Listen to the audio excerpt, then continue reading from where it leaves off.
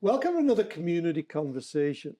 I'm your host, Ian Parkinson, and I'm pleased to have with me today the fire and life safety educator for the City of Medicine Hat Fire Hall, Kelly Ireland.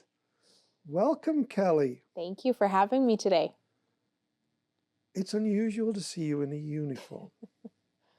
So, how did you wind up being the life and safety educator for the fire hall when you used to be in corporate communications? That's a really great question. And I love the uniform. I wasn't sure how it would work. And, when I heard it was a uniform position, I was like, okay, this means I don't have to shop anymore.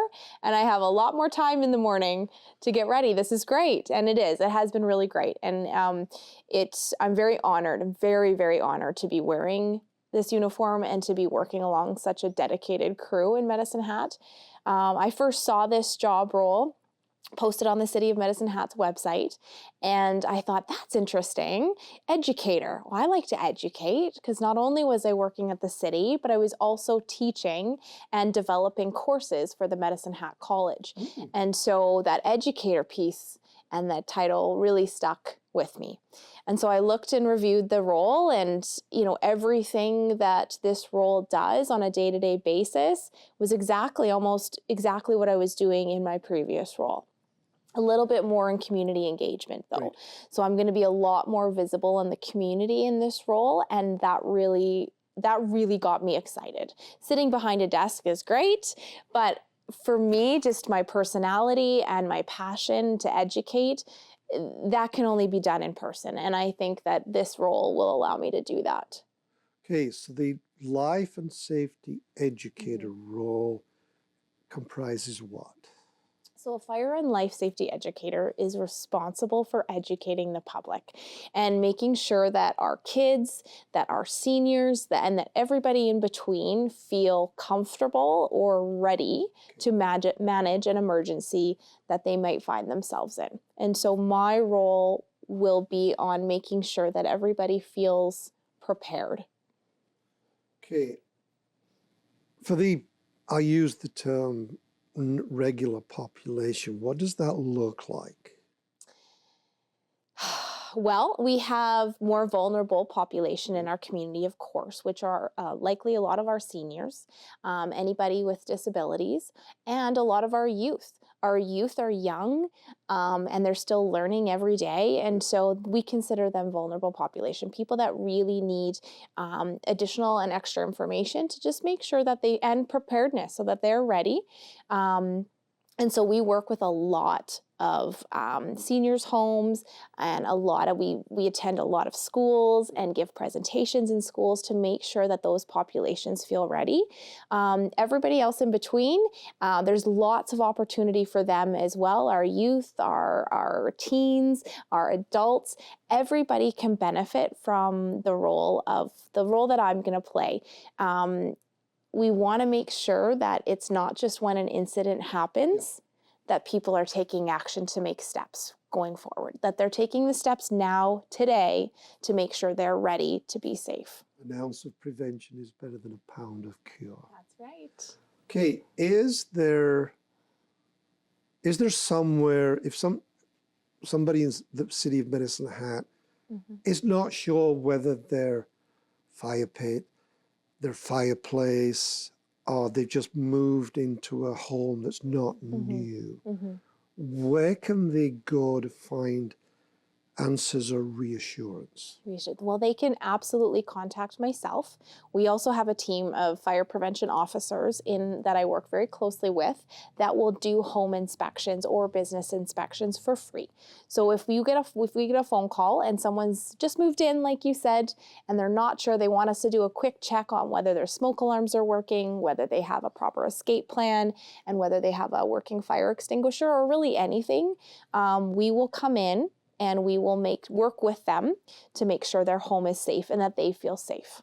Okay, how do they get a hold of you? So they can visit us online, medicinehat.ca/fire, or they can email me directly. And they are welcome to do that, KELIRE@medicinehat.ca. And I'm happy to help coordinate somebody to come into their home or their business. Okay.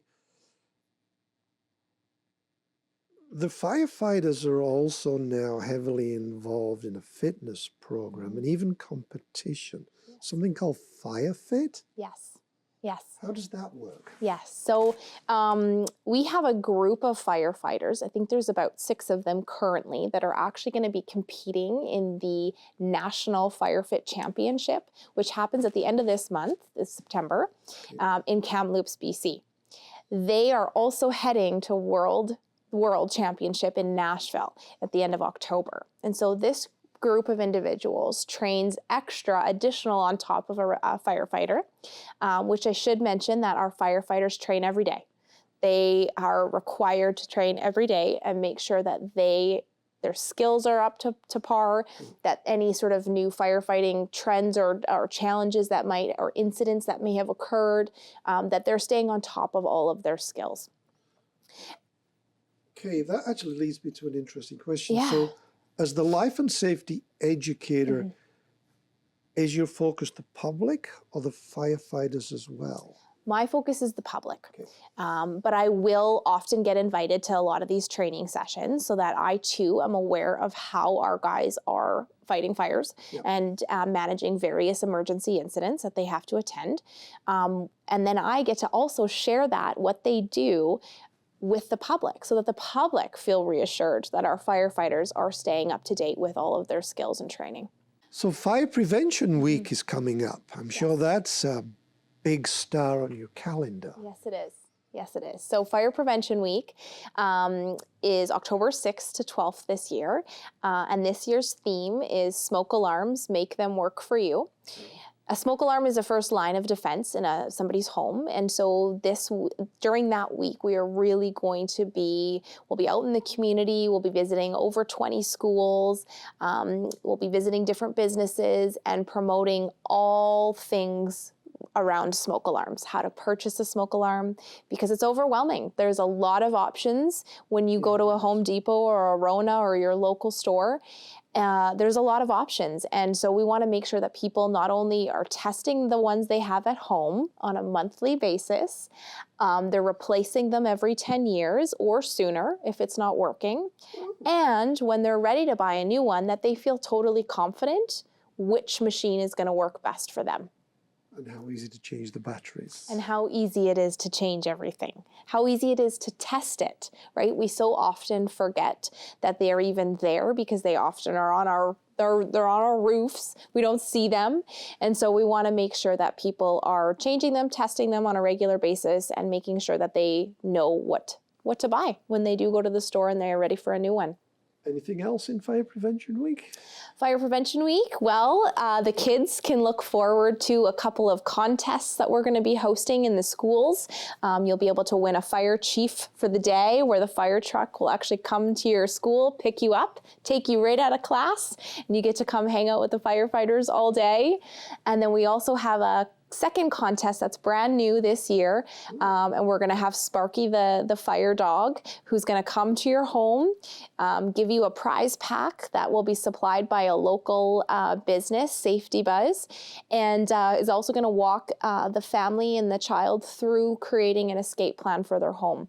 So you'll get a personal visit from Sparky the fire dog at your home. So is Sparky a mascot or a real Dalmatian? He's a mascot. Okay. Yes. I'm sure somewhere some fire department has a real live Dalmatian dog, but in this case, in Medicine Hat, we have a mascot who you'll likely see more now that this rule is in force. With the change in a lot of the materials that are used to build homes these days, we were talking earlier, and the time to get out of a home that's on fire has changed. Significantly changed. Back in the day, homes were built differently. The materials and the furniture that we see in our homes were way different than they are today. You used to be able to have about 17 minutes to exit the home. You now have under 3 minutes to leave when there's a fire in your home. And so that's a significant change. So that's why it's so important that we have working smoke alarms in our homes to alert us that something's happening. Working carbon monoxide detectors, which you can also buy smoke alarm and carbon monoxide detectors together in one for extra protection in the home. And you also have to have an escape plan. You have to have plan for 2 ways out, whether it's your front door, your back door, and your window of your bedroom, depending on where the fire is in the home. You want to make sure you have 2 ways out of your home safely. Excellent. And if you're not sure, call the fire. Call the fire department. Call me and myself, or one of our fire prevention officers would be happy to do a home inspection to make sure that you feel safe to get out. Now, the latest sad issue in Jasper has been in front and center of the media now for the last few weeks. Where do you tie in with emergency disaster? So my role really is focused on sort of that preventative piece and the education before an incident happens. However, in the case of a disaster, I would work closely with our city communications and engagement team to ensure that the public, our public here, are informed on a daily basis, hourly basis, maybe even minutes, depending on the type of an emergency, that they're informed, they feel prepared, and they're taking the right steps to make sure they themselves and their families are safe. Is there anything you'd like to add?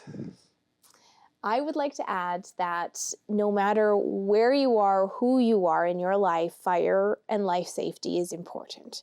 And that's the one thing that I am going to be talking about is, yes, I work for the fire department, but there are a number of life incidents that occur and that our guys respond to. And so my job will be to make sure that people feel safe in this wonderful community that we all call home. And that's beyond fire. And so I want to make sure that everybody is, watching our social media, is watching for me out in the public. If you have questions at all about life safety, fire safety, please reach out. I want to make sure you feel and live a safe and happy life in this community. And I think that extends beyond when an incident happens. We should be taking daily action in our own lives to make sure that our kids and ourselves are kept safe. So if you have any questions, do not hesitate to reach out. We are here for you.